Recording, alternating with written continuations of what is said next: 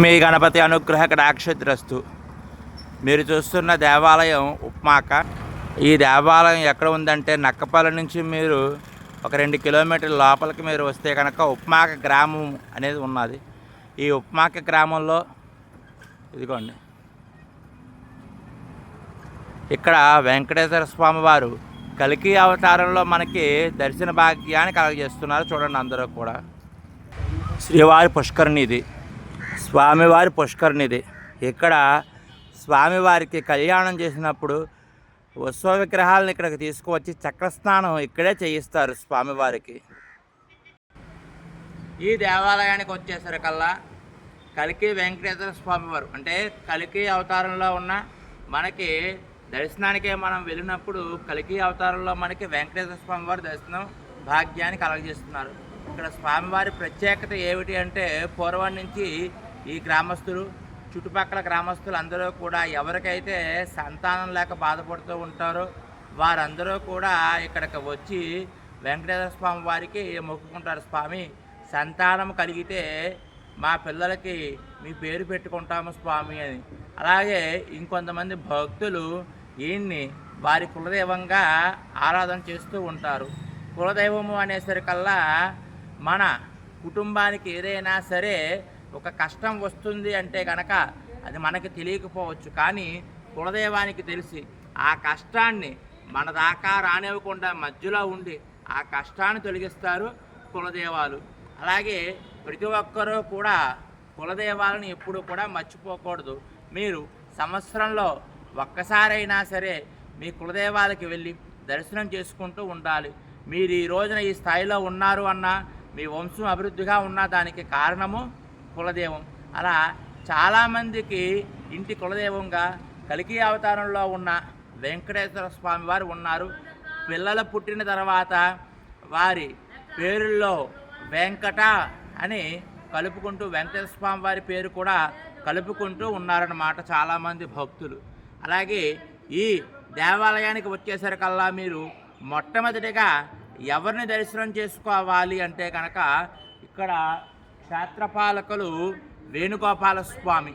మొట్టమొదటిగా వేణుగోపాల స్వామి వారిని మీరు దర్శనం చేసుకున్న తర్వాత పైన ఉన్న కల్కి అవతారంలో ఉన్న వెంకటేశ్వర స్వామి వారిని దర్శనం చేసుకోవాలి. ఈయన మనం ఎందుకు దర్శనం చేసుకోవాలి అంటే కనుక ఈ క్షేత్రాన్ని అంతటినీ కూడా పరిపాలించేది వేణుగోపాల స్వామి వారు. అందుకనే మొట్టమొదటిగా ఈయన దర్శనం చేసుకున్న తర్వాత కల్కి అవతారంలో ఉన్న వెంకటేశ్వర స్వామి వారి దర్శనం చేసుకోవాలి. అలాగే ఈ దేవాలయానికి రావడము, స్వామివారిని దర్శనం చేసుకోవడం మనకు ఎంత ముఖ్యమో స్వామివారి యొక్క స్థల పురాణం తెలుసుకోవడం కూడా అంతే ముఖ్యము. ఈ స్థల పురాణం కనుక మనము తెలుసుకున్నట్లయితే కనుక స్వామివారు స్వయంభువ లేదా ఎవరన్నా సరే దేవతామూర్తి ప్రతిష్ఠ చేశారా, లేదా ఋషుల ప్రతిష్ఠ చేశారా, లేదా రాక్షసులు ప్రతిష్ఠ చేశారా, లేదా మానవులు ప్రతిష్ఠ చేశారా అంటే మీరు అందరూ కూడా దేవాలయాలకు వెళ్తూ ఉంటారు. ఆ దేవతామూర్తి యొక్క విగ్రహాన్ని అన్ని చోట్ల కూడా కొన్ని చోట్ల స్వయంభువుగా ఉంటారు. స్వామివారు స్వయంభువు అనేసరికల్లా ఒకళ్ళు ప్రతిష్ఠ చేసింది కాదు. ఇలా ఈ స్థల పురాణం కనుక మనం తెలుసుకున్నట్లయితే కనుక స్వామివారిని ఎవరు ప్రతిష్ఠ చేశారు అనే విషయాలన్నీ కూడా మనకు తెలుసుకుంటాం అన్నమాట. స్వామివారి ఆలయం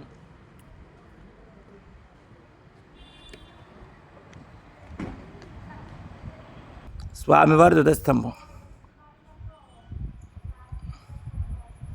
ఇక్కడికి వస్తే చాలా ప్రశాంతంగా ఉంటుంది. మొట్టమొదటిగా వేణుగోపాల స్వామి వారు మనకి ఇక్కడే కిందనే ఉంటారు. మొట్టమొదటిగా వేణుగోపాల స్వామి వారిని దర్శనం చేసుకోవాలి. ఇక్కడ క్షేత్రపాలకులు ఈయన దర్శనం చేసుకున్న తర్వాత మీరు పైన కల్కి అవతారంలో ఉన్న శ్రీ వెంకటేశ్వర స్వామి వారి దర్శనం మనం చేసుకోవాలి. గరుత్మంతుల వారు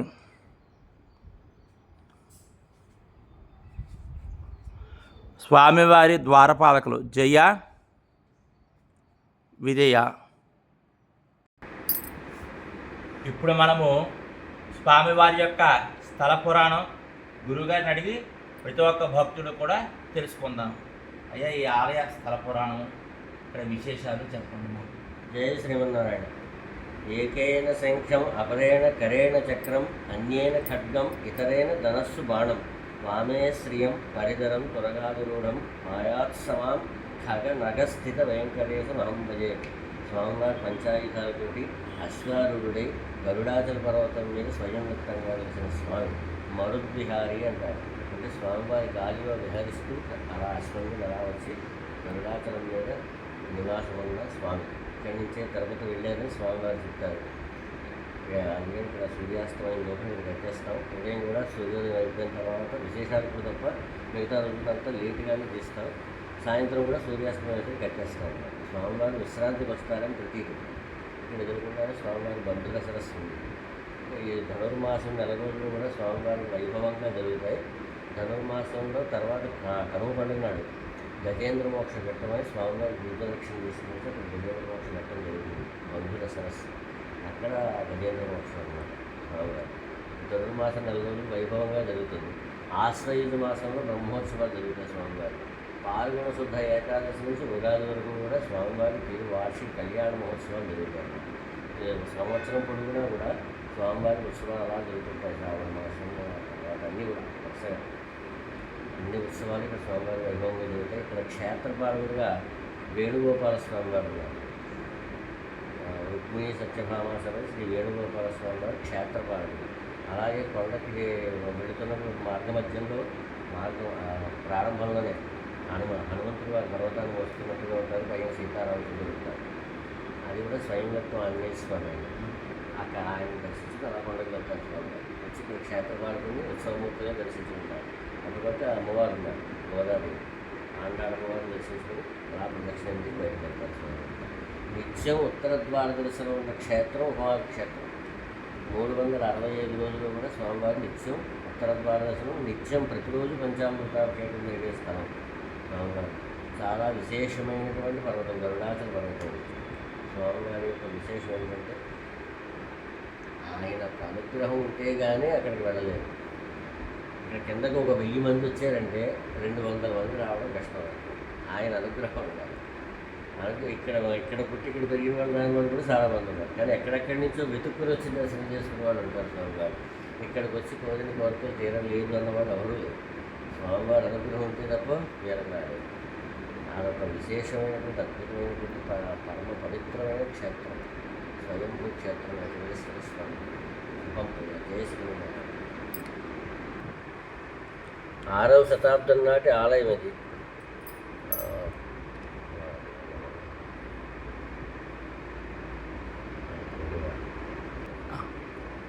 పూర్వనామం ఉపేంద్రవరం, ఉపేంద్రవాక అని అనేవారు.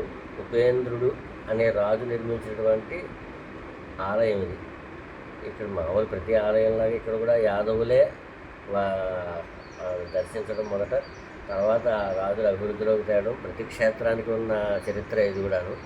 అలాగే మేకలు వేసుకుంటూ అలా వెళ్తున్న వాళ్ళకి స్వామి దర్శనం. తర్వాత ఈ ప్రాంతాన్ని పరిపాలించినటువంటి ఉపేంద్రవర్మ ఆయన కాలంలో అభివృద్ధి చెందిన క్షేత్రం ఇదంతా. ఆలయాన్ని కట్టించింది 6వ శతాబ్దం నాటి ఆలయం. ఆలయం చూడండి.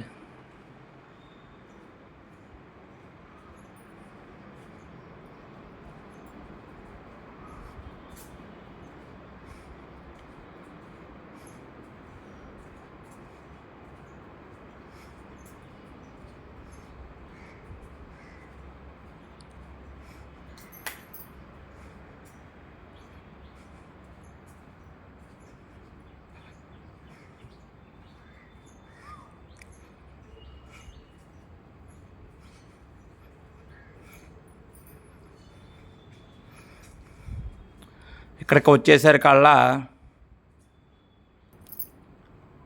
శ్రీ మనవళ్ళ మహాముని వారు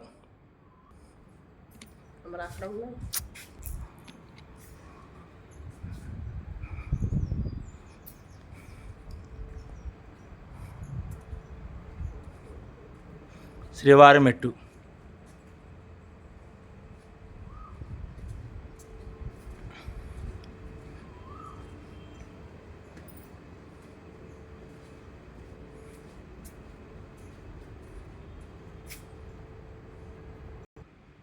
ఇక్కడ అమ్మవారు ఉంటారు. శ్రీ గోదాదేవి ఆండాళ్ అమ్మవారు, కలికి అవతారంలో ఉన్న వెంకటేశ్వర స్వామి వారు.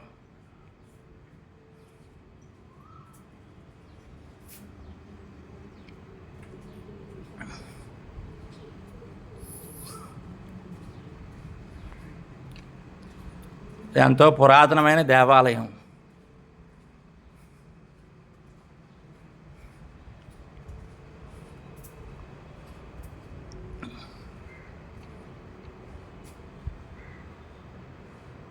పైన స్వామివారు ఉంటారు.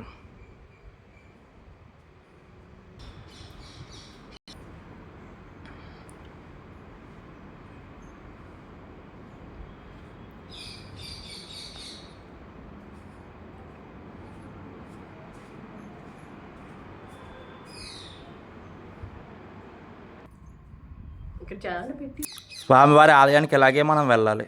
మెట్లు, శ్రీరామ స్తూపం,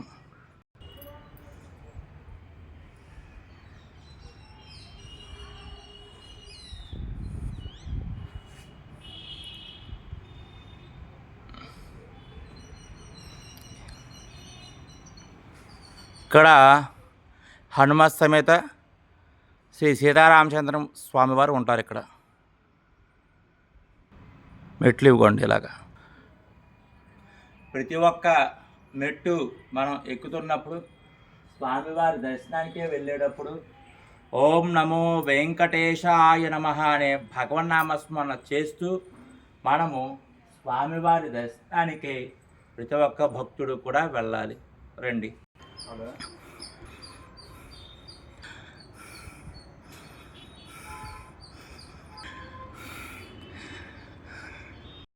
స్వామివారి ఆలయం.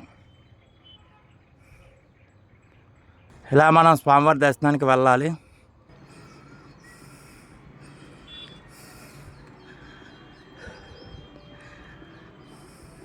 స్వామివారి దేవాలయం.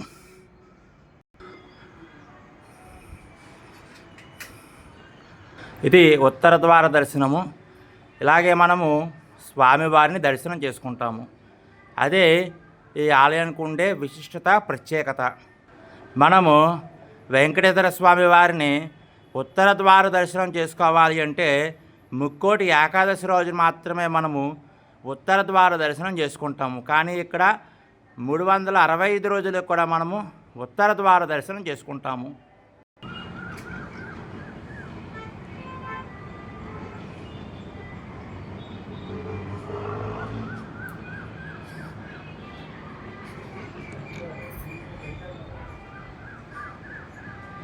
ఇలాగే మనము దర్శనం చేసుకుని ఇలాగే మనం బయటికి వస్తాము. స్వామివారి ఆలయ శిఖరం.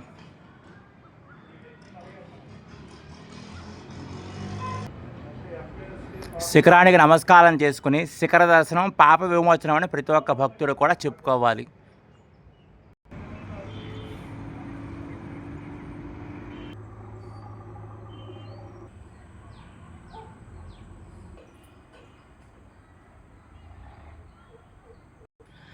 ఇప్పుడు కలికి వెంకటేశ్వర స్వామి వారి సంగ్రహ చరిత్ర క్లుప్తంగా చెప్తున్నాను, అందరూ కూడా వినండి. ద్వాపర యుగమునందు గరుత్మంతుడు శ్రీకృష్ణ భగవానుడి ఎల్లవేళలా తన వీపుపై ఉండుటలను కోరగా దక్షిణ సముద్ర తీరమునందు గరుడ పర్వతముగా ఉండుగా శ్రీకృష్ణుడు వేటకు వచ్చి అచ్చట శ్రీ వెంకటేశ్వర స్వామిగా స్థిరపడగలను వరమిచ్చను. ద్వాపర యుగమునందు మునులు తమకు మోక్షం ప్రసాదించమని కోరగా దక్షిణ సముద్రము ప్రాంతము అంతయు అరణ్యముగా ఉండును. మీరందరూ ఆ ప్రాంతము యందు అడవి జంతువులుగా జన్మించిన నేను అచ్చటకు వేటకు వచ్చి మీకు మోక్షం ప్రసాదించను. అచ్చట గరుడాద్రిపై స్థిరపడగలనని శ్రీవారి మునులకు వరమిచ్చిరి. శ్రీ స్వామివారు గరుడాద్రిపై వేంచేసి ఉన్న తరుణమందు ఆ ప్రాంతమునందు గొల్లలు తమ గొర్రెలు మేకలు మందలను మేపుకొనుచు శ్రీ స్వామివారిని దర్శించి ప్రతి దినము పాలు నైవేద్యం చేయుచుండేవారు. వారి ద్వారా ఈ స్వామివారి నివాసము ప్రకటించడమైనది. ఈ గ్రంథం ప్రస్తుతం మనకు మద్రాస్, చెన్నై, కౌనమార గ్రంథాలయమునందు కలదు. శ్రీ స్వామివారిని గురించి బ్రహ్మకైవర్తన పురాణమునందు కూడా వర్ణించడమైనది. 6వ శతాబ్దంలో తూర్పుగోదావరి జిల్లా కాండ్రేగుల సంస్థానాధిపతులు శ్రీకృష్ణ భూపాలుడు కొండపైకి స్వామివారిని ఆలయము నిర్మించుటకు క్షేత్రం మహత్యమునందు పొందుపరచబడి ఉన్నది. కాగా కొండ దిగువన శ్రీ వేణుగోపాల స్వామివారు శ్రీ నారద మహాముని ప్రతిష్ఠించినట్లు క్షేత్ర మహత్యం వలన తెలియచున్నది. ఇంకను రామాలయంలో స్వయంయుక్తమైన శ్రీ ఆంజనేయ స్వామి వారు కలరు. ఈ శ్రీ ఆండాళ్ అమ్మవారు మూల విరాట్ మనవాళ్ళ మహామునులు మూల విరాట్ కొలువు తీరి ఉన్న శ్రీ ఆలయము భక్తులు కోరిక తీర్చే కలియుగ స్వామిగా ప్రకృతిలో ఊలాడించే పర్యాటక కేంద్రంగా అల్లాడుచున్నది. ఇరువైపు వైష్ణవ స్వాములు అహోబిలం నుంచి తీర్థయాత్రలకై కాశీ రామేశ్వరానికి వెళ్ళుచు మార్గ మధ్యమందు గల శ్రీ స్వామివారిని దర్శించిరి. అంతటా శ్రీవారు తనకు నిత్య పూజాధికారులు నిర్వహించుటకు గాను వారికి ఇచ్చట ఉండవలసినదిగా ఆజ్ఞాపించారు. 80 వైష్ణవ కుటుంబాలు ఇచ్చటకు వచ్చినట్లు క్షేత్ర మహత్యమునందు కలదు. జగద్గురులు శ్రీ త్రిదండి రామానుజుల స్వామివారు భారతదేశమందలి 108 దివ్యక్షేత్రాలు సందర్శించి ఈ క్షేత్రమునకు శ్లోక రూపమున తెలియజేసినారు. అందు తాత్వర్యాది సింహాచల అని వర్ణించిరి. గరుడాద్రి అగుటచే 14వ శతాబ్దమునందు రామానుజాచార్య వారు ఈ క్షేత్రమును సందర్శించినట్లు మనకు తెలుస్తున్నది. 18వ శతాబ్దము వరకు వైష్ణవ స్వాములే ఈ దేవాలయం నిర్వహణ గావించిరి. తర్వాత ఈ స్థల పురాణం ప్రతి ఒక్క భక్తుడు కూడా తెలుసుకోవాలి. సర్వే జనా సుఖినో భవంతు, లోకా సమస్తా సుఖినో భవంతు.